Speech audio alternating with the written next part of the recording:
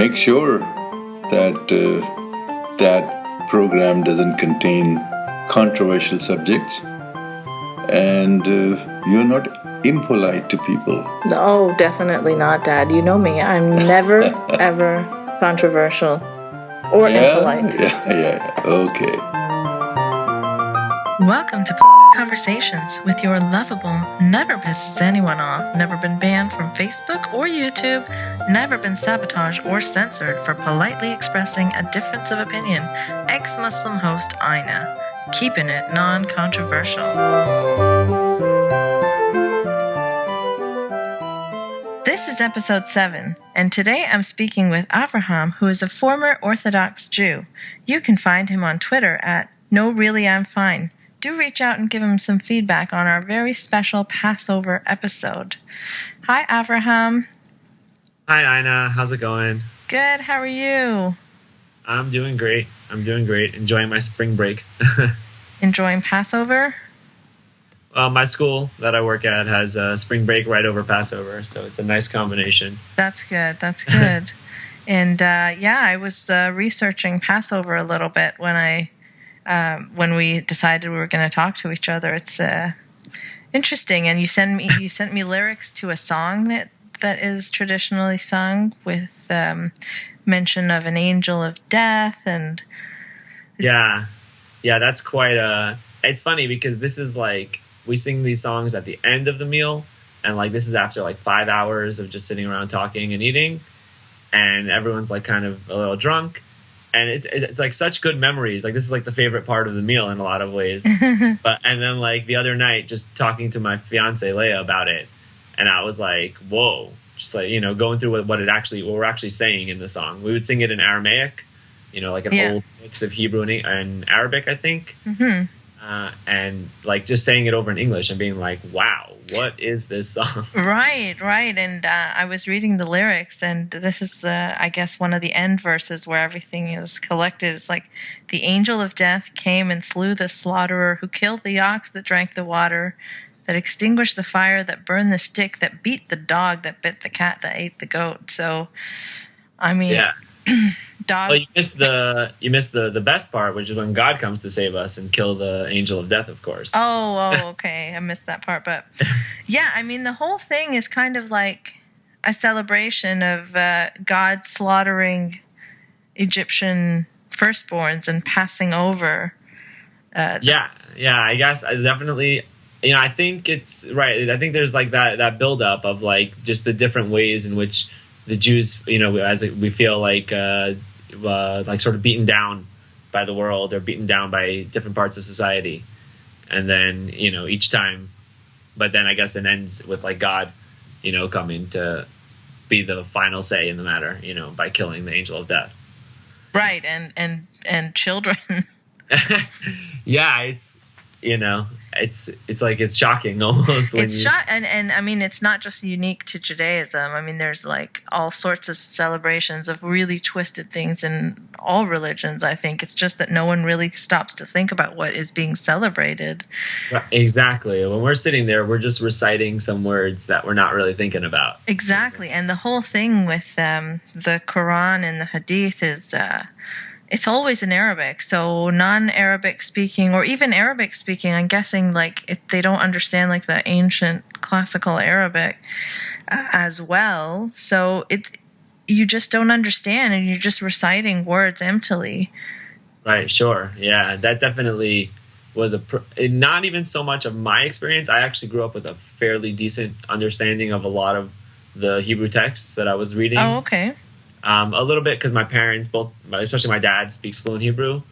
And also I think I picked it up pretty quickly and easily, like when I was, in school studying.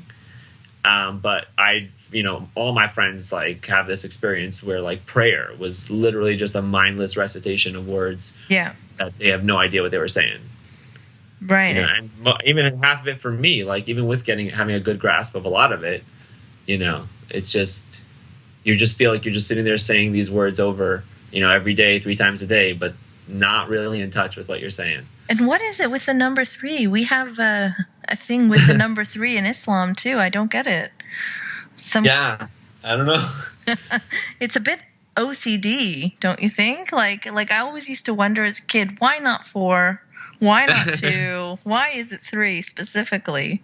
Yeah, four is the. I think Passover is the holiday of the number 4. There's a lot of like 4 related things. Oh, is there? Okay, well 4 cups of wine we drink during the meal, during the Seder meal. That's a tradition I can get down with, definitely. I was noticing this Seder. So the way it's structured is like you spend.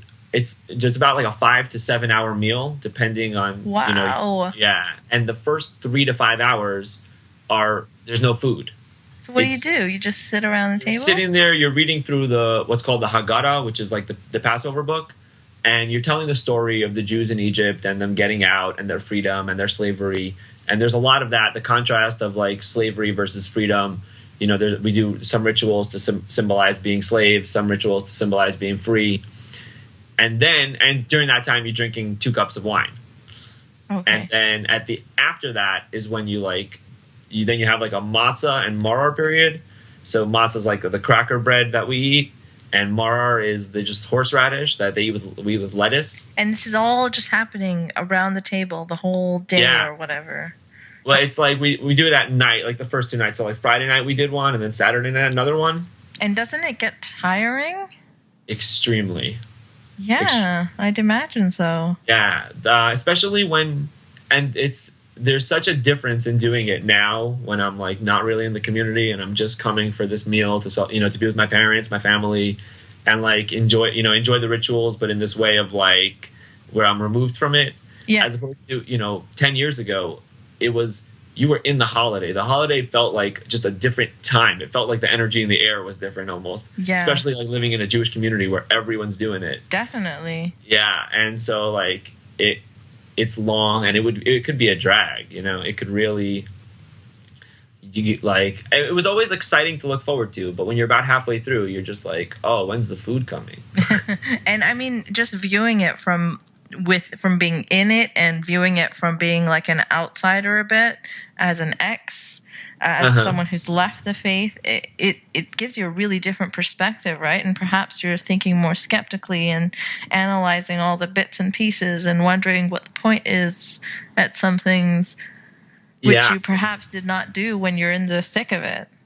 Yeah, completely. I feel like when I think back, when I was in it, I feel like my focus was much more about, I was very much seeing like all the drags much more, where I was like, oh, now it's a holiday and I can't use my phone for 3 days and I can't use the computer, the internet, drive, can't do all these things. You have to be creative and figure out how you're going to spend all your time and whatever. Right.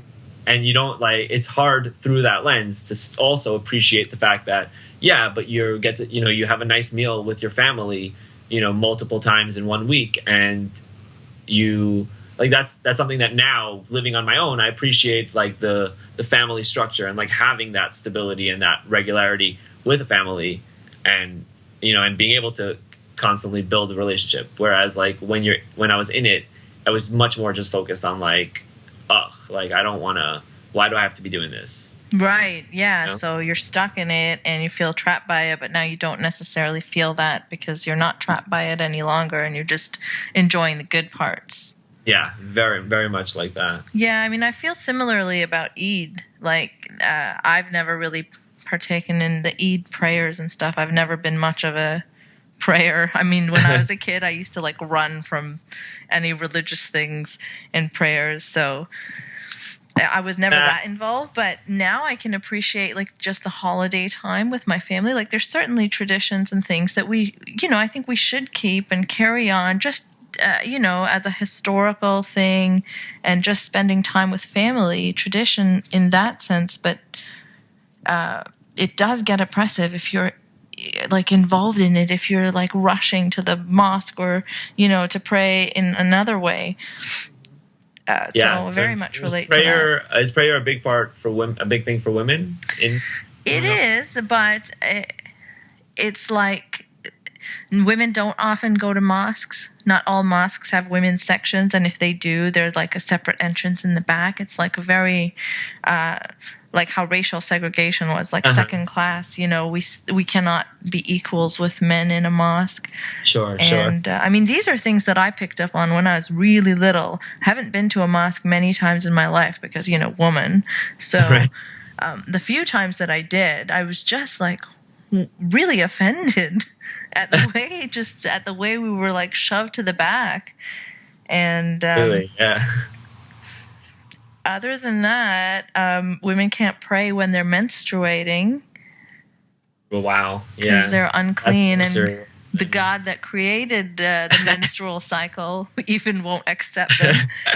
So these things, they never that's make so sense. Even with Passover, I was reading about how, you know, they were asked to smear like spring lamb's blood over their door so that they knew who to pass over and who to spare, which houses. Yeah, sure. And that was meant, I think there was like another element to that also of the lamb. The way we learned, the lamb was like worshipped as a god in Egypt. And so so that's why the poor lamb had to be killed. The audacity of like killing the Egyptian's god and putting it on your door for God to save you while he kills him was, I think they got a lot of enjoyment out of that. Gosh, it's so twisted. But yeah, so again, this all-knowing God, shouldn't God know which houses automatically to spare rather than need this indication of like lamb's blood smeared over the door? Yeah, you know? And I think the way that sort of my community like got around that in a lot of instances, they would sort of draw this distinction, which never really, like, it always just seemed to not actually make sense to me. But they would draw this distinction between like, well, God does what he thinks is best, but also you need to do the right thing. And I was like always confused by like how what you're doing should influence what makes sense for God, especially if he's way smarter than us. Right. But it was always like that element. So it was like, well, you have to put the blood on your door, so you did your effort into getting the right thing, and then God will help you. It doesn't really like follow through, I don't see, logically, but it definitely worked for me for a lot of years. Yeah, they have these little ways of putting people's minds at ease so that they will stop asking questions. They've figured all that stuff out. That's why it still continues, right? Like, I mean, kids ask the best questions sometimes. Like, I remember asking my mom about the story of when Abraham was asked to sacrifice his son. And, you know, he went ahead with it. So I'm like, Mom, like, this is a good thing? Like, would you do that to me? And she was like, no, I'd never do that to you. Then I'm like, okay, so then clearly that was a crazy thing to do. Like, are you a bad Muslim? What's the deal? Like, are you a good human because you're a bad Muslim? So confusing. And when you really try to like think humanistically, I find it really creates a lot of problems because so many things are just that humanism is not the most important thing. You know, like the end game is not people's ultimate well-being and their happiness now. No, not at all.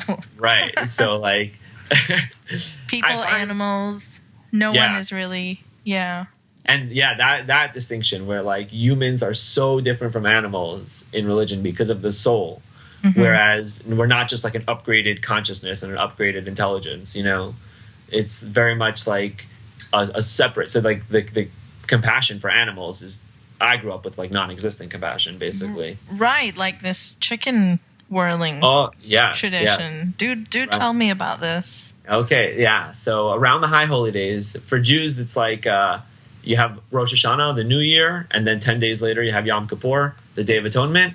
And that like 10-day period is like the 10 days of repentance. And during that time, one of the ways they repent is they take chickens, which thankfully my family just used money instead. But they take chickens and they wave them around their head while they say a prayer to transfer their sins onto the chicken, and then they slaughter the chicken. Right.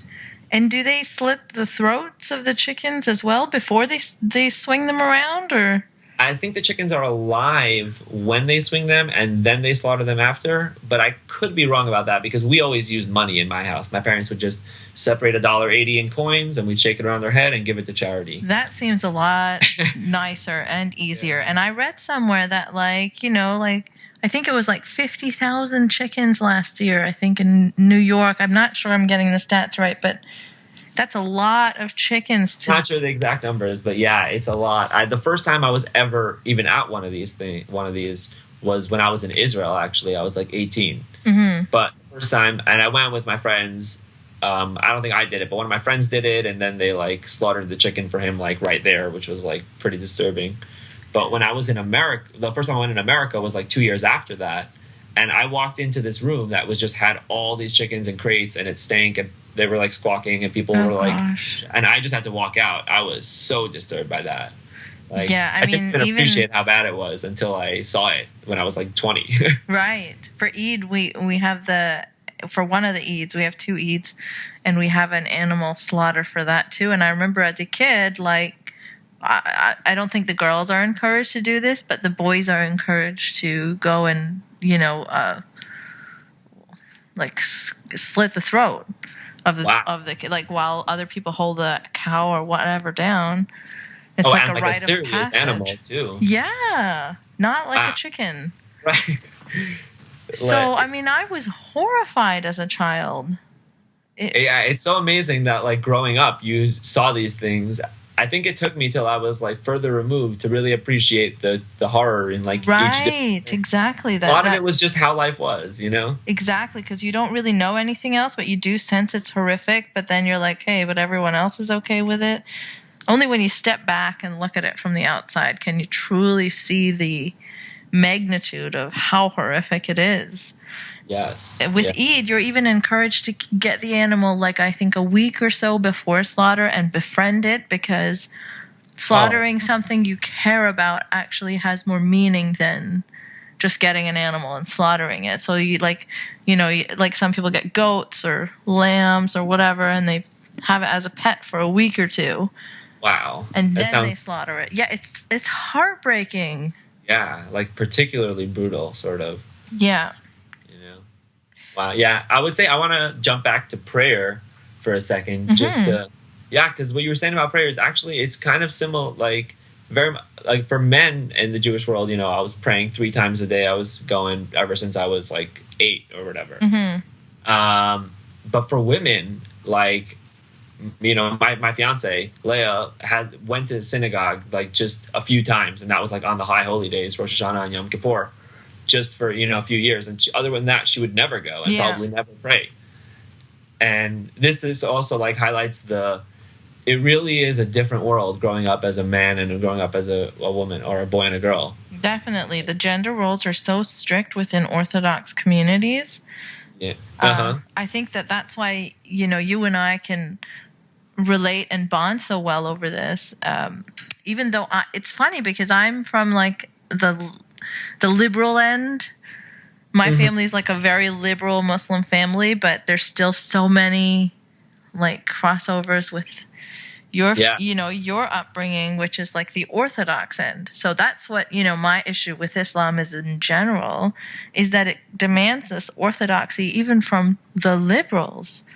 It's just a very orthodox religion in itself. Yeah, I mean, and that I wonder if if that's sort of like, in a sense, like the state of the religion, and if it could move as a whole to the more to the left, so that way, you know, like the liberal wing could actually be like real liberal. I mean, there are some people, definitely, and there's some sects that are more liberal than others, but those are always denounced as apostates and not accepted, right? Yeah, you do have that tough battle to fight. Yeah. Where everyone who tries to change things gets killed. Exactly. It's, Yeah, it's but I do think of like, this was actually, I had this when the first time I listened to Sam Harris's book, Islam and the Future of Tolerance, with Majid Nawaz. And that was the first time I had heard Majid speak about, you know, this. But when he started to talk about reforming Islam, and that like just brought home to me, when I grew up, like we would talk about the people who founded Reform Judaism as sort of like these heathens, you know, as these Yeah. people who like changed the faith. And hearing like Majid talk about it for Islam, and I was like, yeah, wow, that he would like that, you know, changing the Islam to be more reformed in a way that Judaism is, that would make some, you know, the people in starting that like heroes in the world. They wouldn't be like terrible people. Absolutely. And I mean, you can just see it from the other faiths that the more they've moved away from taking things literally, taking things seriously, the better the world has become, the more progress their communities have seen. It's not at all a horrible thing. Right, yeah, except for the people who right now are holding on to the pure fundamentalism of it, you know. Right. Just a very puritanical view of like, this is how it is and it can't be changed. Yeah, and back to gender roles again. Tell me about this Nida thing. Nida, am I pronouncing that right? Yeah, Nida is how it's, and that is a woman's impurity when she's menstruating. And this was like exactly the same concept, right? Yeah. I think manifests slightly differently, but definitely the same concept, and it's something that really from my early maturity days like just bothered me. And as like that was the first thing that always stuck out to me in my head about just like something so wrong with the religion, and specifically like the misogyny in the religion. Yeah. And yeah, so Nida is when a husband and wife, when they're married, when the woman starts her period, they cannot touch each other. They don't sleep in the same bed. They don't even pass each other items hand to hand. They have to like put it down, and then the other one picks it up. That's intense. That's like intense even from a Muslim perspective. Like, right. Wow. Yeah. And I wonder, like, how sort of everyone does it. Like, how do you even remember to do it the whole time, you know? Like, and how, I mean, are kids noticing that their parents have stopped touching each other for, like, they're drawing more attention to it in a way, aren't they? Like, yeah, I definitely, like, I personally did not notice these things growing up. I remember when I was, like, an upper teen, I realized that the cot that my dad had in his room was, so that way he could sleep on another bed.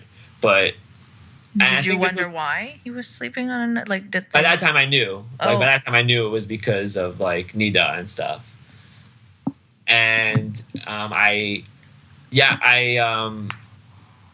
was just like, I don't think at that point I even, like, really appreciated the absurdity. You know, I was still in it. It was still, like, part of the rules. And there's, like, they use the phrase, like, spiritually impure, which almost sorts of, like, make you... Yeah, and like what's crazy is how that's what they use to sort of placate people's concerns. It's like, well, she's not really, you know, physically dirty. It's just, and you're just like... But from the inside, she is filthy. Like, right. How does that make it better? Yeah. I realize now that it probably helps them a lot. To think that God, you know, supposedly God has created this entire system and all this biology or whatever to happen the way it does. Why the fuck, pardon me, but... Why would he do this to make a certain kind of person feel lesser every month that she has to be declared spiritually impure and not even like literally untouchable? Mm-hmm. Yeah, and you know there is a sort of parallel with men with the circumcision, where it's also like taught that like you're created like not whole, and like you have to be made whole by getting your circumcision, and like it is like sort of one of the most important rituals for a Jewish boy. Right. And which is its own like disturbing. Same with Muslim boys too. Do Muslim men when do they get circumcised? I think it's like in the first week after birth. And do they do it in a hospital? Yeah. Usually. I mean, the more modern people. So like that is I do have like some reservations about the idea of circumcising your child. Oh, yeah, me too. Now, I mean, I used to, like, just accept it, but now, obviously, I'm like, this is insane. It doesn't compare to female genital mutilation. I get annoyed when people try to equate the two, because one is certainly done to control the sexuality and pleasure that a woman would get, and this is not necessarily done to control that. It's just kind of, I don't know what they justify. Like, it's just what God commanded, or it doesn't reduce really significantly sexual pleasure. Maybe it heightens it for some people, but it's still barbaric. It's still brutal to slice up a newborn or a child. Yeah. And like, I mean, my Leia had a nephew, a few months ago, and we went to his circumcision ceremony. Oh. And we basically had to, like, family, and it was just in a synagogue. They didn't even have a nurse there. Yeah, that to me would be very worrying. And how old is the kid? 8 days. Oh, yeah, so it's the same thing. Yeah. So it's also like, it's a baby, and it was just, I felt like I was participated in something that was bad. Right. Yeah, and I wonder if, like, something that makes us more, like, reticent to, like, feel full strong on it, or at least for me, is the fact that almost no one talks about it. You know, it's like in America, anyways, it's such a normal thing for people to circumcise. Yeah, it is, yeah. I didn't even know until like a few years ago that, like, in Europe, like, people actually don't do it. Right, now I'm me neither. I mean, I was a full adult before I realized that this is not how it's done everywhere. Because from Saudi, we just moved to North America, and this is really like a normal option that's offered, I think, at hospitals. I think you have to pay for it, but I'm not entirely sure. I don't have a son. I'm actually fearful of ever having a son because I'd have to have this conversation with my in-laws, and oh, that would be difficult. Yeah. I mean, because I wouldn't do it. I mean, I have some other friends that are Muslim. They have a son, and they have not circumcised their kid, but they also didn't let the moms, like, change the diapers, so they have no idea. Right. There's, like, so many considerations you need to have, like, if you're gonna hide it, you know. Yeah. Because, like, for an adult, no one sees them naked. Right.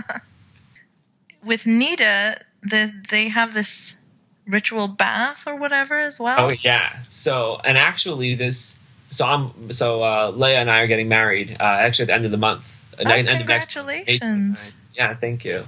So, and we're gonna have a Jewish wedding, and the rabbi. So, right, like, up until now in her life, like, Leia's been having her period and not going to this ritual bath. Right. It's called a mikvah, because that's really in the community, like, only married women do it because they're the only ones. They're the only ones who the ritual bath makes you, spiritually pure again, and you only need to be spiritually pure if you're having sex. So hypothetically, that makes sense. Right? Because sex is such a spiritual act, right? Right. Well, although I guess it could be. It could be, yeah. Yeah, definitely. But I mean, if you're not married, you're definitely never having sex, right? Yeah, definitely not. So for before the wedding, like the night before the wedding, she's gonna have to go to this, to this mikvah bath and, like, dip herself in. Oh, wow. She's gonna do it? Yeah. So this was interesting because when we decided we were gonna get married, like, we were very aware that whichever, like, depending on the rabbi who performs our ceremony will make a difference in what sort of religious things he wants us to do in order to marry us. So, right? Like, even though they're all Orthodox rabbis, but they'll have different, like, restrictions. So you guys are doing this in the Orthodox manner because of family, or? Yeah, so it's pure, like, we weren't even planning on getting married. Like, marriage is, at least at this point, like, wasn't really something very, important for us. We were living together, like, we just, like, we're happy with our life. But we are planning to sort of move away from our families and, like, just, this Jewish community area, and hopefully further and further away. Just and do you guys you're both ex-orthodox Jews? Yes, right. Are you both like atheists? Yeah, I would say we're both atheists. We have, like, some slightly different, like, attitudes on things. That's always going to happen. Yeah, but definitely the truth of the religion and just the practices, like, are both, for both of us, are very just not we're not into, like, we're not, the theology just doesn't ring true to us at all. And then the practices. And that's good that you have that in common. Like, the both of you are leaving this Orthodox faith and together, being disbelievers. It helps to have that bond and that, common background. I have that with my husband too. We're both, non-believing ex-Muslims, and we have differences of opinions. Obviously, I think no two people think exactly the same all the time, but it really helps to create that bond, I think, to have that shared background and leaving that together. And sometimes it can be a bit lonely and isolating to leave your faith and all of a sudden not, have to be opposed and have to stand up for yourself all the time. Even in the most liberal of Muslim families, as a disbeliever, it's not a very comfortable existence because Allah is invoked, I don't know, every 10 minutes. I completely relate to that. It's like when I was first leaving, and I would just notice how, like, even like my friends who, were just regular sort of, pretty modern people in the religious community, I just, like, talking to them a lot of times got tedious because there was just constant, like, God was a rationalization for a lot of things. God was the reason for a lot of things, even things that you don't, necessarily think or, intuitively. And it was, at some point, it was just like, you can't, you start to feel like you can't have real conversations because you can't push back against the God thing. You can't. You have to just bite your tongue a lot of the times, and it gets very frustrating. Yeah, certainly. And I remember, for the first, like, 2-3 years after I left, I literally didn't talk to any other atheists except for my brother, who's also atheist. Wow, that helps. I wish my siblings were atheists. I mean, I think they're like non-believing types, but I think atheism is a step too far.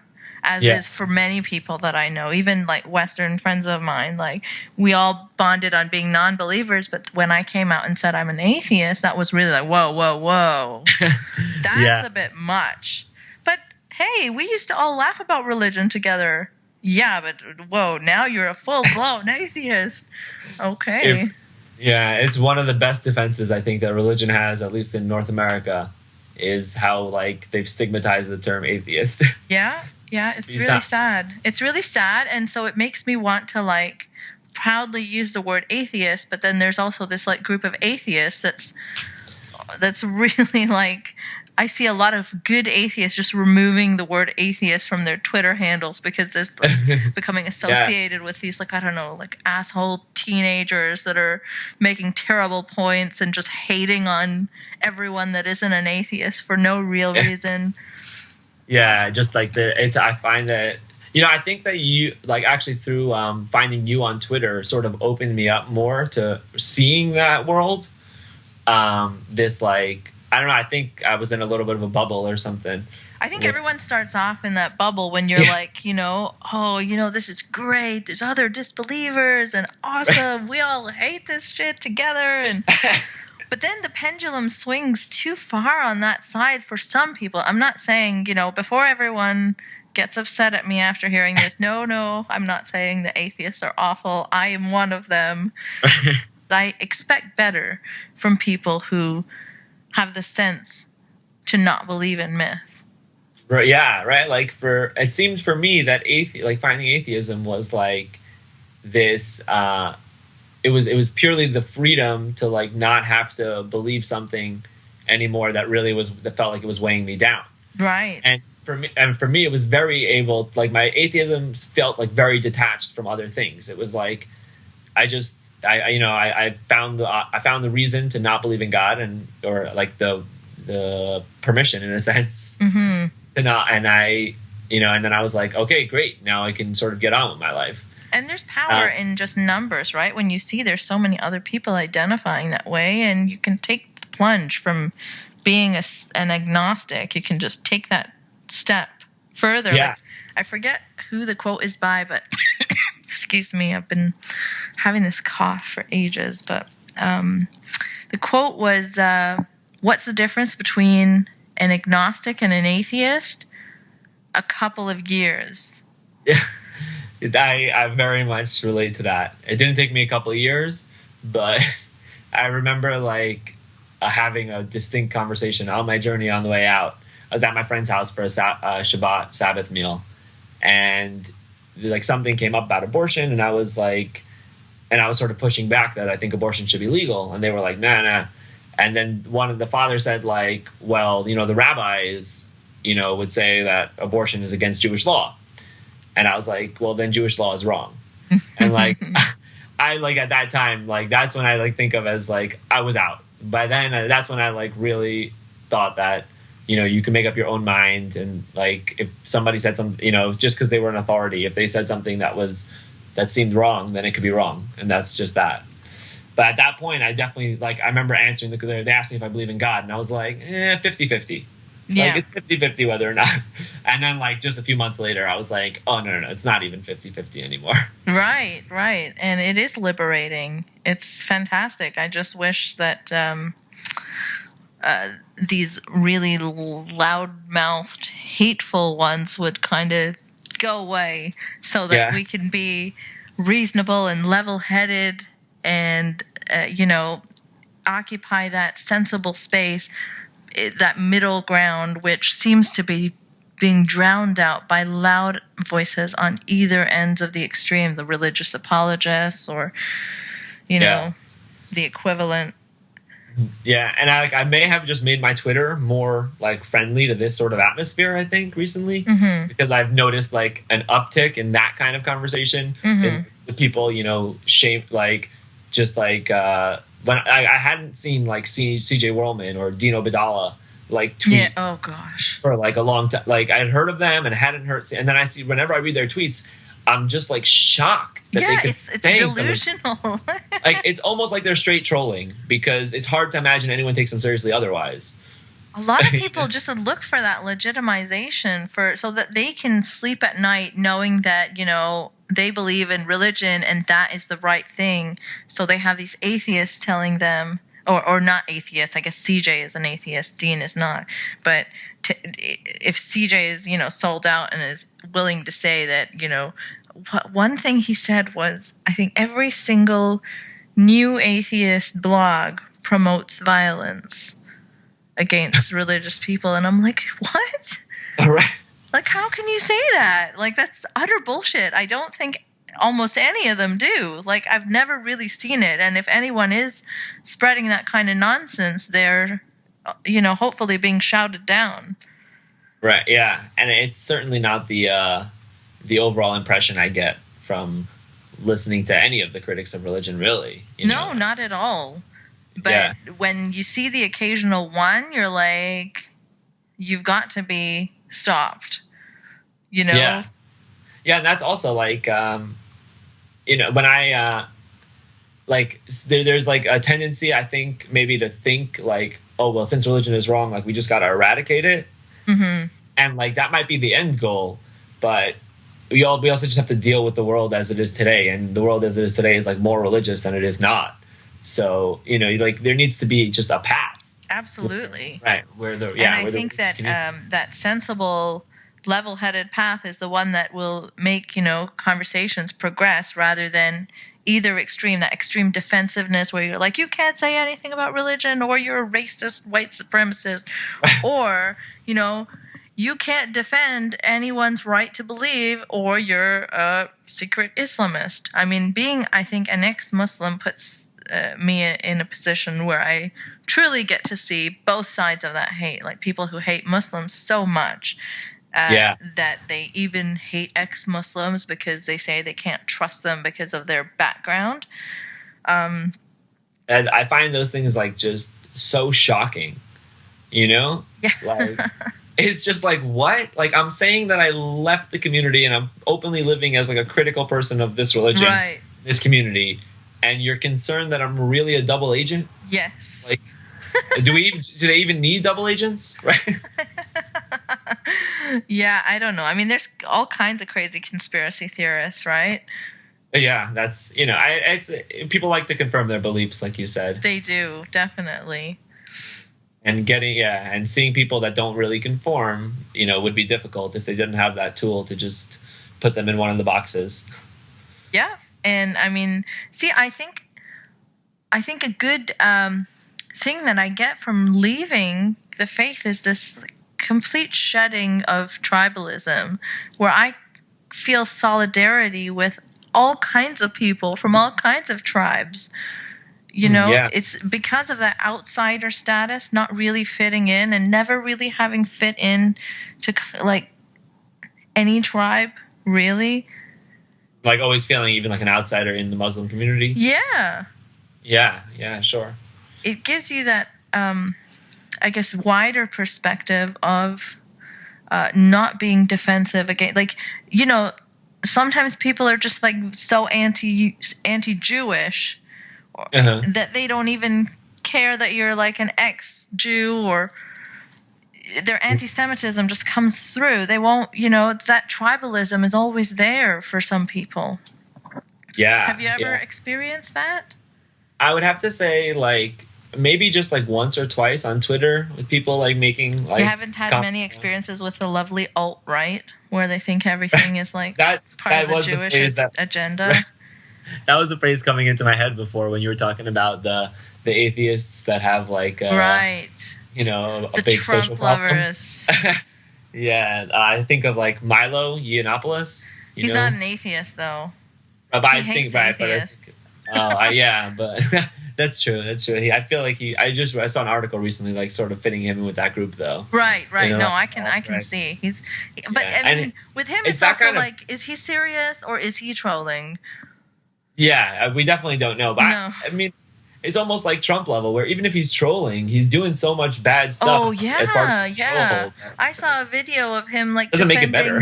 Maybe it makes it worse. I saw a video of him in an interview defending a pedophile priest that, asked him to perform sexual favors on him. And he was like, oh, well, he was hot or whatever. I loved it. Or it's just gross. Yeah.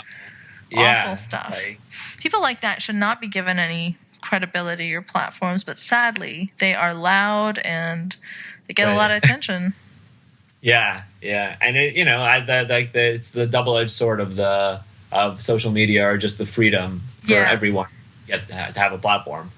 Yeah, I mean, I think it's great that everyone, I think even like really abhorrent views deserve to be heard rather than silenced, so that we can at least identify the people that hold them and shield ourselves or inoculate ourselves to their nonsense. That's why I don't believe in no platforming people or things like that. But what concerns me is that when they are given interviews with people who are seen as credible, that is worrying, and they are left unchallenged. Right. There needs to be we need to be okay with having even hearing abhorrent views, but we need to also be better at pushing back against them. Exactly. Yeah, or at least informing people about them. Yeah. And for me, I also see it as, if some person has abhorrent views, they only really get a platform and a following because there's many people who are at least sympathetic to those views. Absolutely, yeah. And I do see it as about figuring out how to, just I guess make the views sort of disgusting. Make the way we do with a lot of views. I think it's just takes social time, time. Yeah, and I mean the way the university atmosphere is going nowadays. You said you worked at a school? I work at a middle high school for kids with autism, so not the same environment. Oh, okay.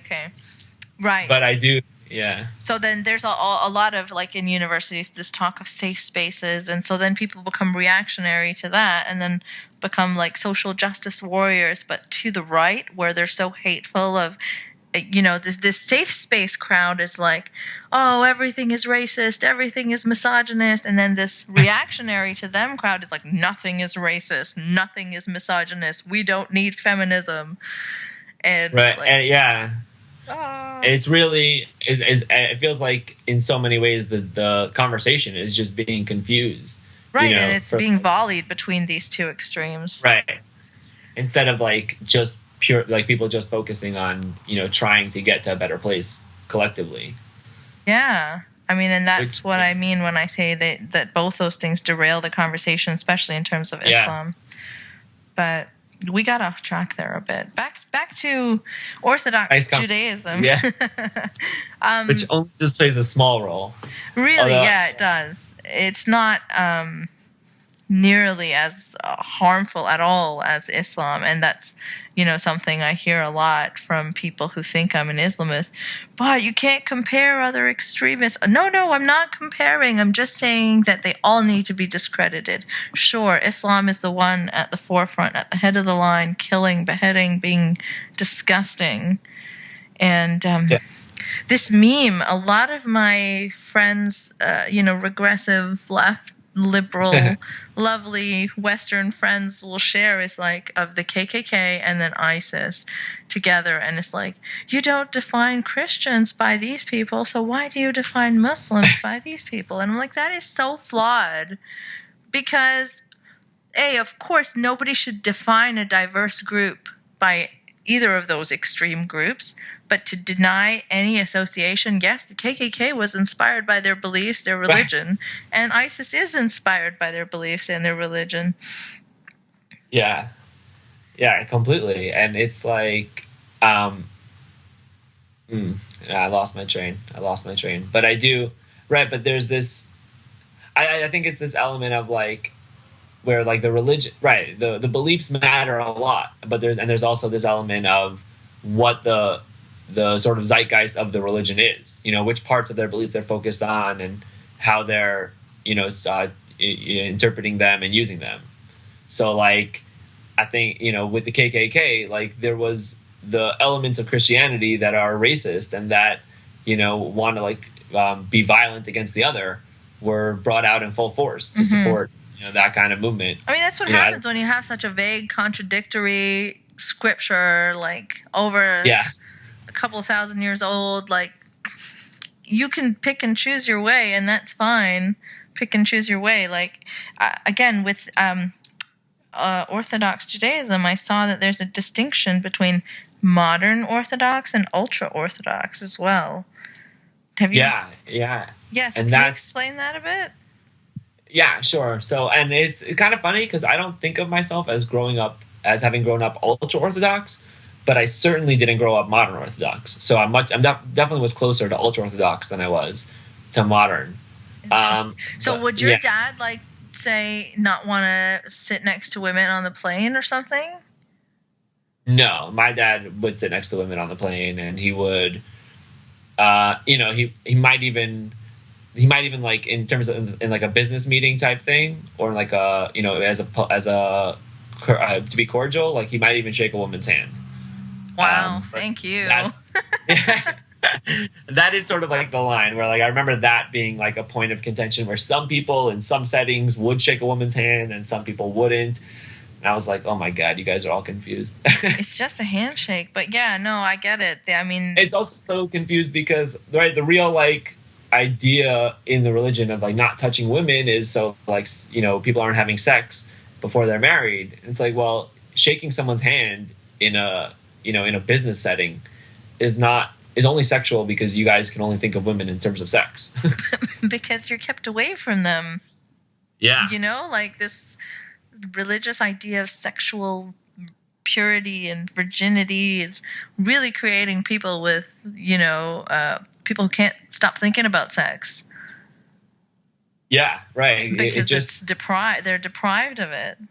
Mm-hmm. And it manifests in all kinds of horrible ways, as you can see, like priests molesting kids and mullahs molesting kids and raping women.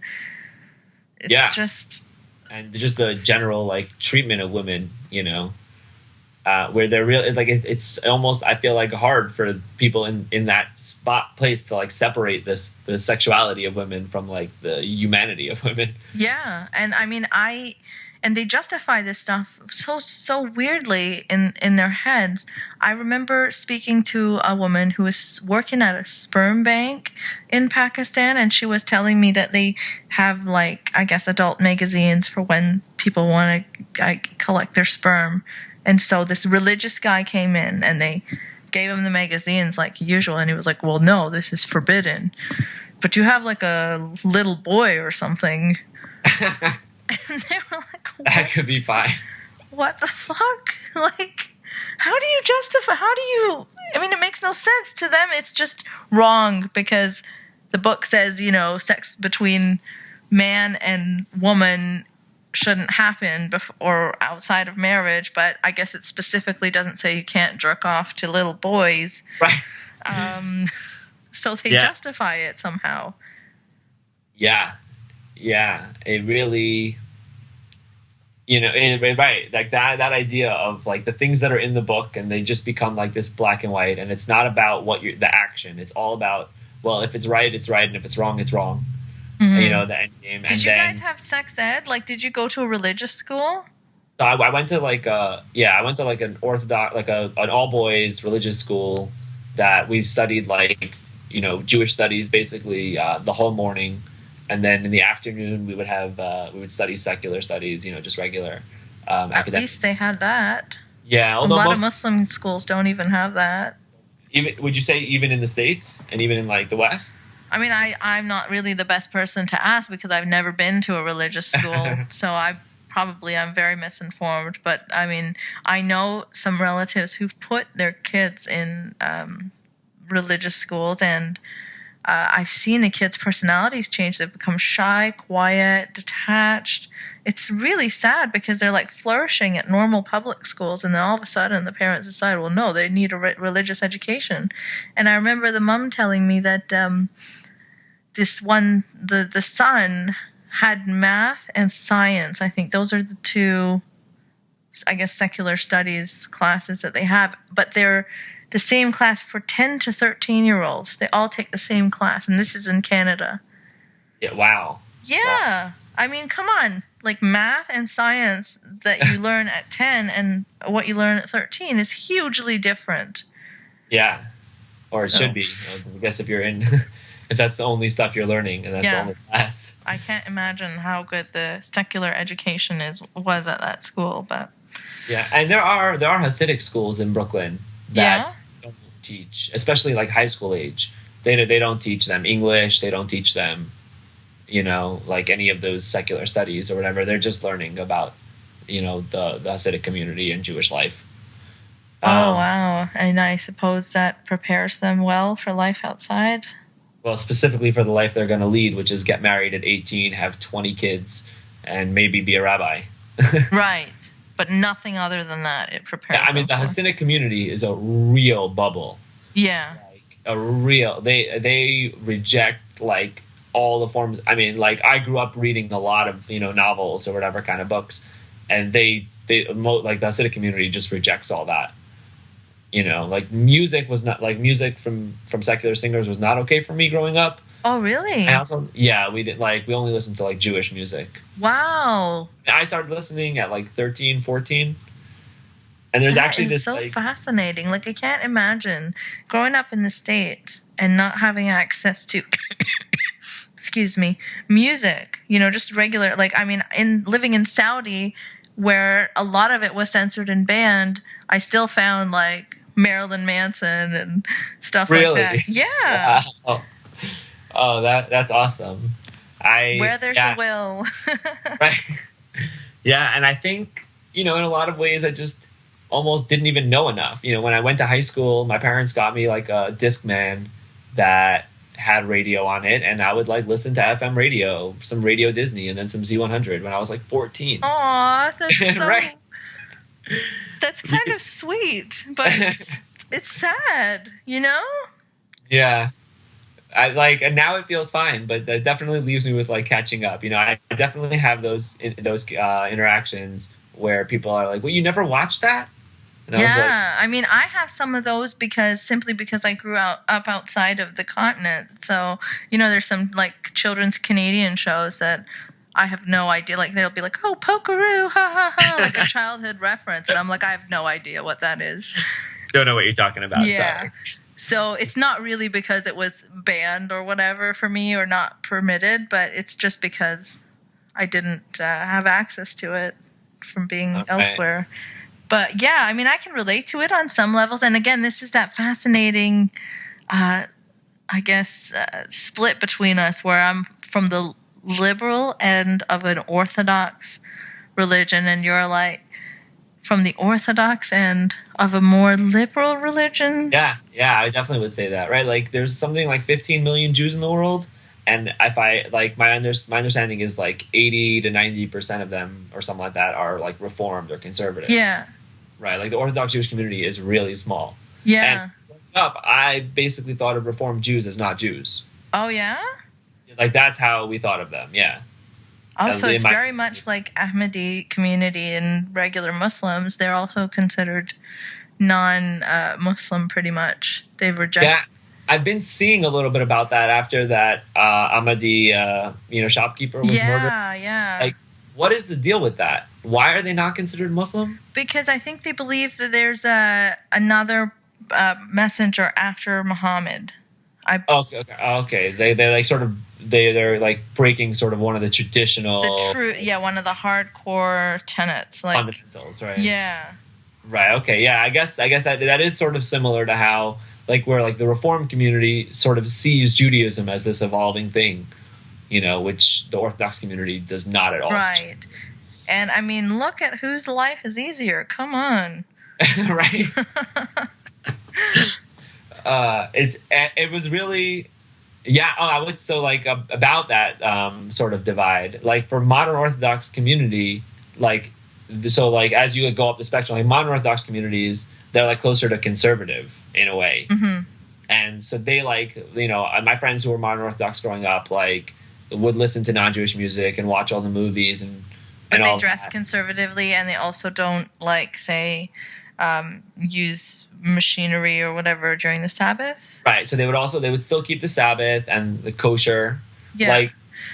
Some of it is really though hardcore, even to be described as modern. Like I had a friend in university, great friend, but like going over to his house was a bit of a crazy experience for dinner because they have like 2 separate kitchens. Right, like a meat one and a dairy one. Yeah, and 2 separate dishwashers.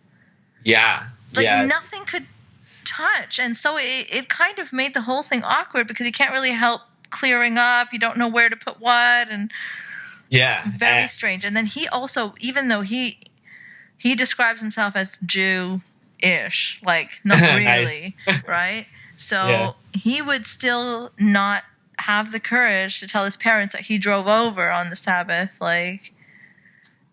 so he'd get his friend to like park the car like down the block, and then we'd have to walk. And like, wow, this is really intense. You're like a normal modern guy. What is happening? And another girl in university, she'd go clubbing, dancing. Then one time I asked her out to come out on a Friday night. She's like, I can't. Why? Because I can't blow dry my hair that night.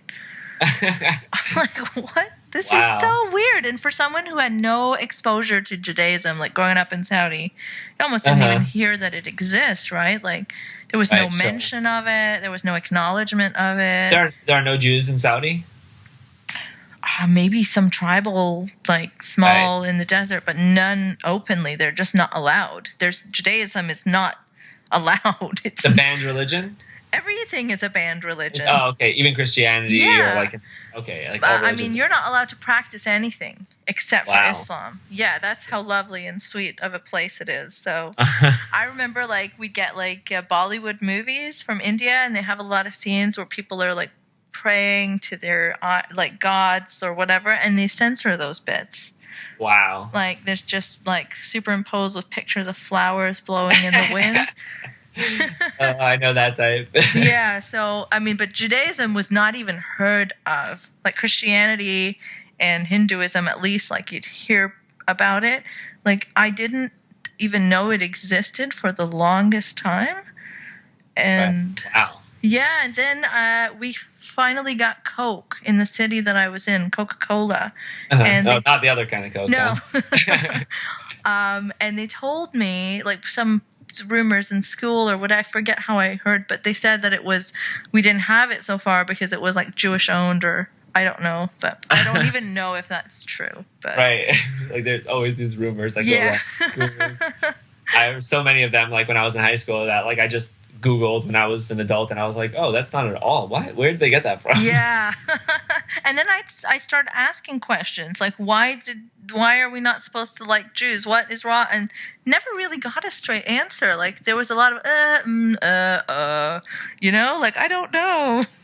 Seemed like nobody really knew, but we're just supposed to not like this.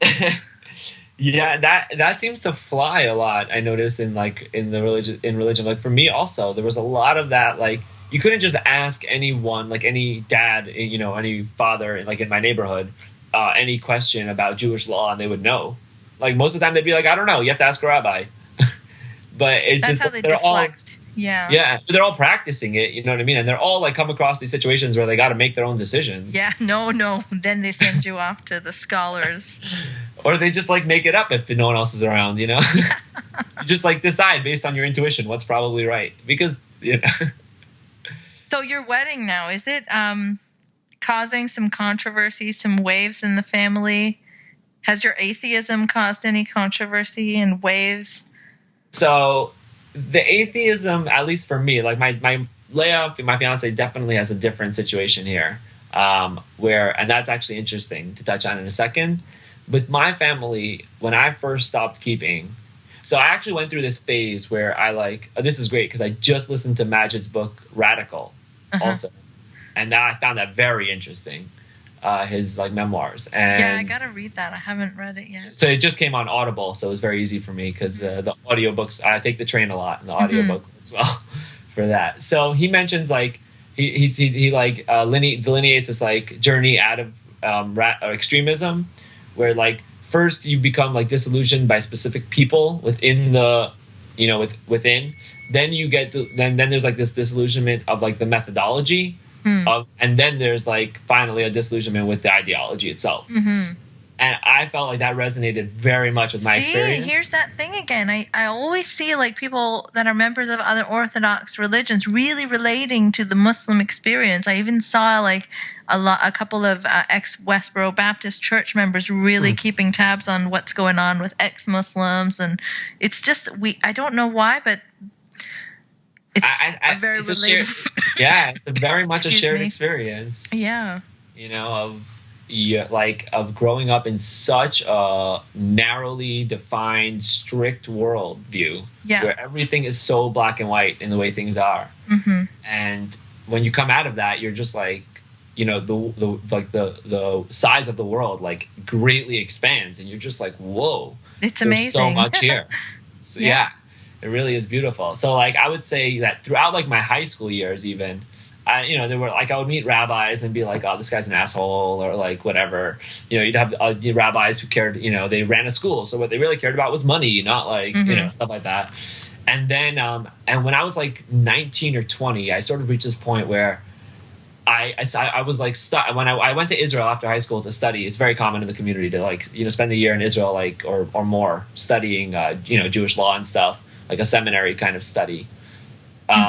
So I went there after high school, and when I came back, and I like studied like a lot, and when I came back, I sort of had this feeling that I was very like I believed in Judaism, but I thought that the Jewish community, especially like in Brooklyn and in America, was just completely misguided. They were doing everything, all the wrong things for all the wrong reasons, and they didn't know what they were doing. And for whatever reason, my response to this was like, okay, so then I don't really need to do any of the practice of Judaism. Like I believe in it, but I'm not going to practice it right now. And so I was like sort of doing that for a little bit, where I was like, very much in secret, but I would use my phone in my room on like the Sabbath and stuff like that. And then at some point I sort of got actually my brother just mentioned to me once, like in passing, that he was atheist or something about atheism. And up until this point, I didn't even consider it like an option. I didn't even think about atheism, because like God was so just yes, it was like before I could think about God, he was already there. Right. Yeah. And it's very unfair how that works. Yeah, and that's like how deep indoctrination really goes, And then I just started to. It was like twofold. I was watching debates on YouTube, which definitely helped a lot. Just seeing, people like answer all these questions without having to invoke God. And the second thing was just reading forums of people discussing, and the amount of people that I saw online just being like, yeah, religion's a joke, atheism rocks, blah, blah, blah, that kind of stuff. And I was like, oh, so it really is a legitimate option. Like, it made me feel like I could choose that if I wanted to. Yeah, I mean, I think the internet helped me too a lot to go for. I mean, I think I've been an ex-Muslim and a disbeliever in religion for more than half my life, but that step to atheism was really helped by seeing other people vocalize their disbelief on the internet. And I'm like, you know what? Why am I clinging on to this thing that, oh, maybe there's a higher power, like that I don't even really believe in, and I laugh at myself for believing in this, but I gotta just, take the plunge. It's not as scary as it seems. It is isolating a bit. I did lose some friends, and I guess some family members are like, "Oh, we always knew it," and you're like, "I didn't even always know it." Yeah.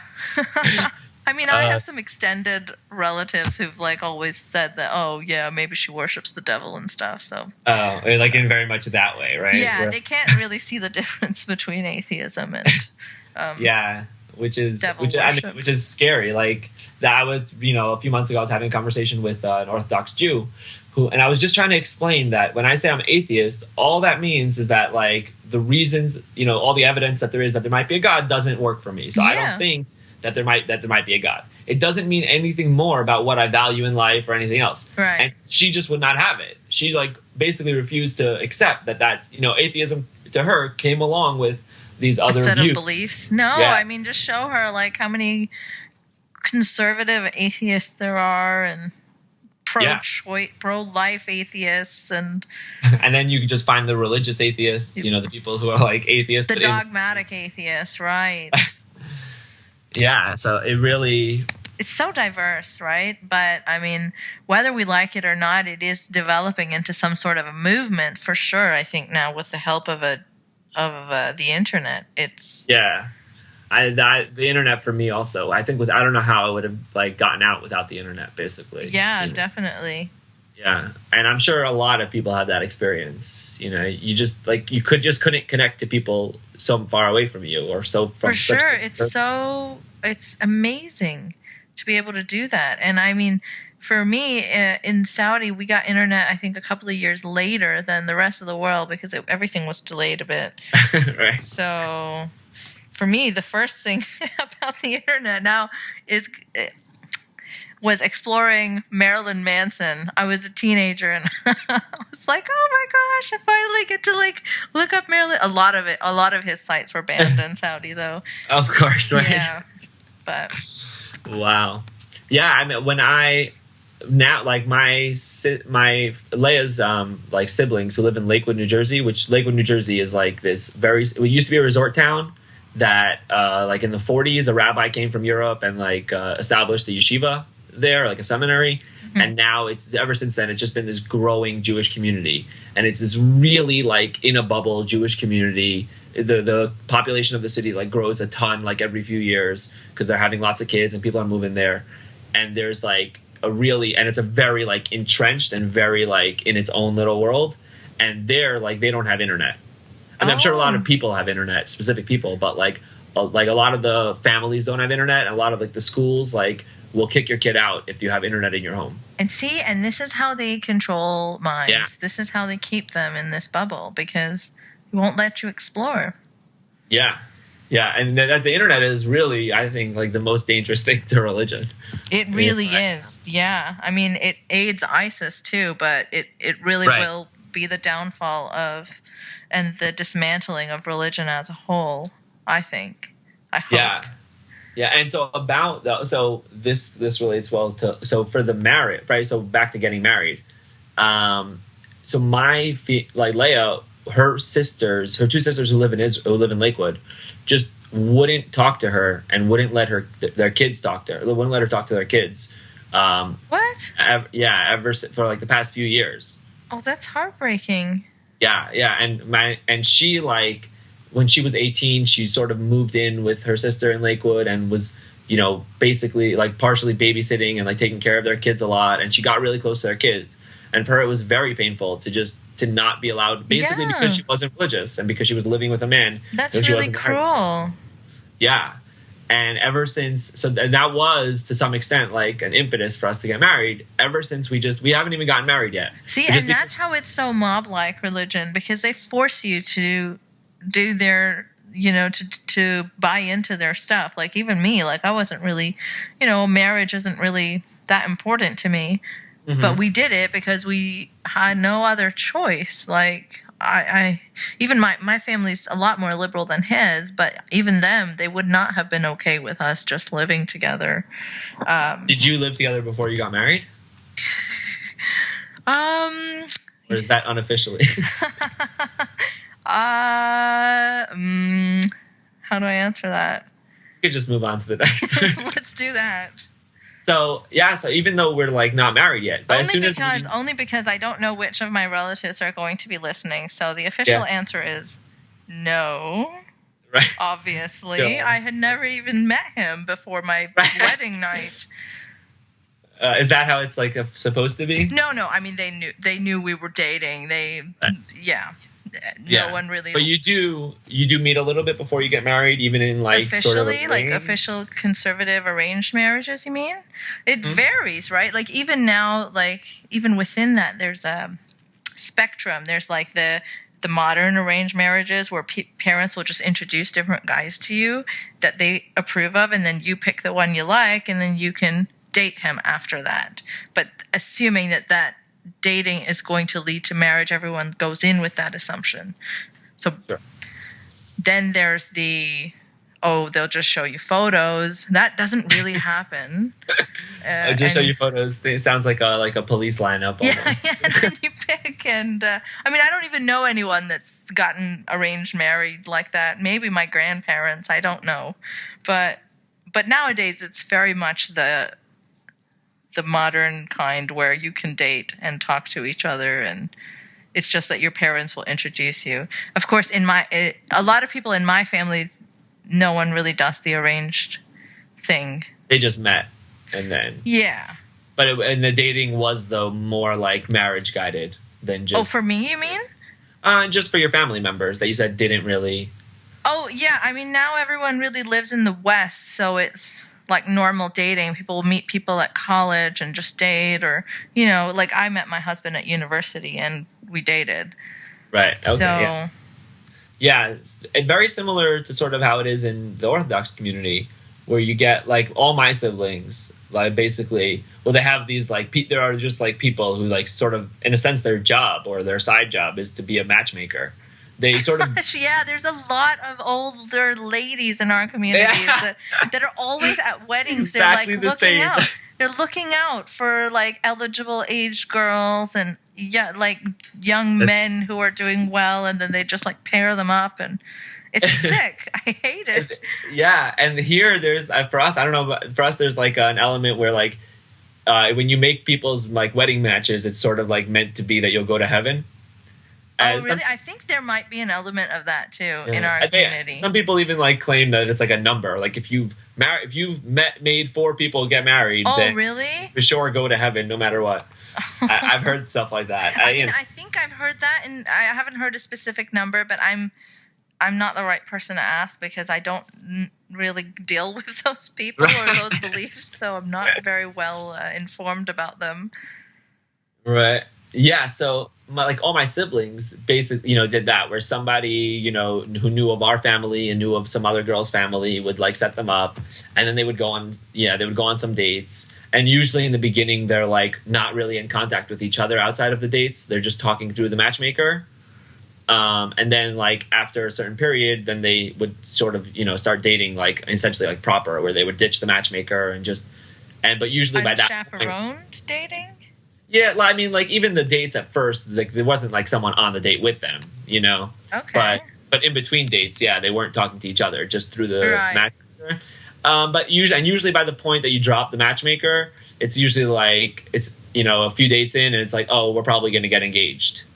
Yeah, those decisions happen very quickly in that setting. Like they kind of have to. And before we go, can you tell us about this wedding consummation ritual? Like where they stick the couple in the room and. Oh, okay, yeah. So, so after we get married, that right after this, there's like a ceremony like under a tent a little bit where the bunch of Hebrew words are said and you break the glass, which is like a pretty famous thing. So then like you walk directly with your bride or to what's called, it's like a private room, what's called a yichud, which means it's this like basically men and women are not allowed to be alone, you know, like when they're single, like throughout. Right. So this is like, Heaven forbid. What right, would happen? Yeah. So for this, they like specifically like put you alone in a room for about 10 minutes. So that way, And like people wait outside? So right, there's two like sort of guards at the door. This is to like confirm that you guys were in, and they also check the room to make sure it's empty. And it's to confirm that you were in the room alone for 10 minutes. Because even they don't need to watch you having sex, but you need to have been able to have had sex to consummate your marriage. Yeah, and then so that will be so something awkward. Is it pretty not? awkward. I'm imagining it's going to be kind of awkward. It's definitely awkward. Like especially at most weddings, like Jewish weddings, like so you have like they're walking back and you have tons of all these guys, like usually like the groom's friends and like his parent, and family and whatever, and they're like dancing and singing, like walking the bride and groom to this room. I mean, the bride must feel so uncomfortable. Yeah, I bet. I mean, it's not her friends dancing, Yeah, it's other just people. all these guys she doesn't know, and they're dancing her to her like to her consummation her virginity, room. Right. It's really creepy. I mean, we have something like that. I don't know if it's like religion-wide or if it's just a Pakistani thing, but we have like a celebration right after. So our weddings, South Asian weddings, go on for weeks. Like we have so many events, so many days and parties. So then the final wedding party happens, and then 2 days after that is what they call a walima. And I found out as maybe like 12, 13-year-old that this was to celebrate the fact that they had finally consummated the marriage. This can only happen after the consummation. Uh-huh. So it's like this deal is sealed. Let's have a party. Yeah. It's so awkward. Like, yeah. It's so Especially weird. They make like, such a big thing out of sex. Like normal secular people would never like celebrate having sex with each other in a party unless it's like an orgy or something. But no one really throws a party like, hey, we had sex. The contrast of like the taboo around sex. Yeah. Like the celebrating of having married sex is just right. It's a beautiful sort of contrast. Yeah.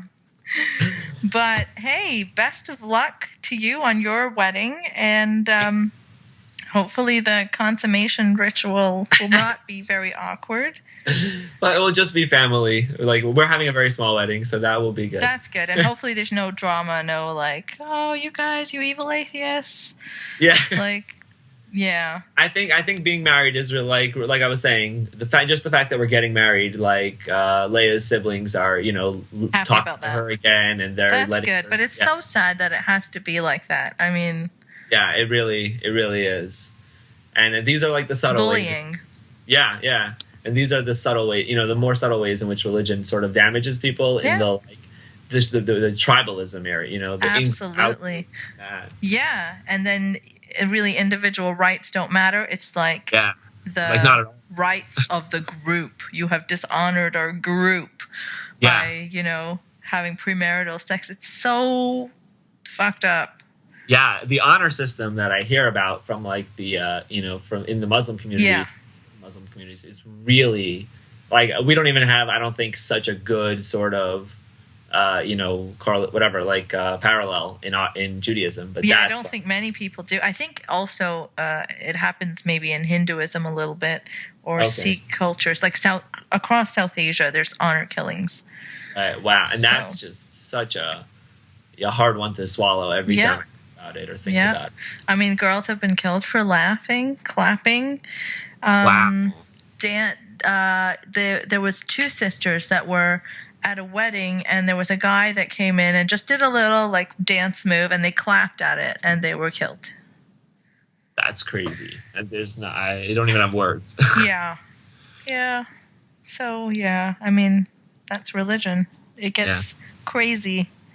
That's why you keep fighting the fight, right? Definitely. That's why we should all keep fighting the fight and speaking up. And really, it was such a pleasure to talk to you today, because there's so many relatable things and experiences. Very much. Yeah. You take care and thank you. Have a great wedding. All right. Thank you. You too. Have a good one. Okay. Take care. Bye. Bye-bye. Thanks for listening to another episode of Polite Conversations. You can support this podcast by sharing the shit out of it, making some noise about it, or contributing via Patreon. Patreon.com/nice mangoes. No Ian Mangoes. Also, you can follow me on Twitter @nice mangoes. If you want to make a one-time donation instead of a monthly Patreon one, you can do so via PayPal. nicemangoes.blog@gmail.com. Remember, no Ian Mangoes. If you've got an interesting story and would potentially like to be a guest, you can email me there too. A special thanks to Dylan Beck for theme music, sound, and production help.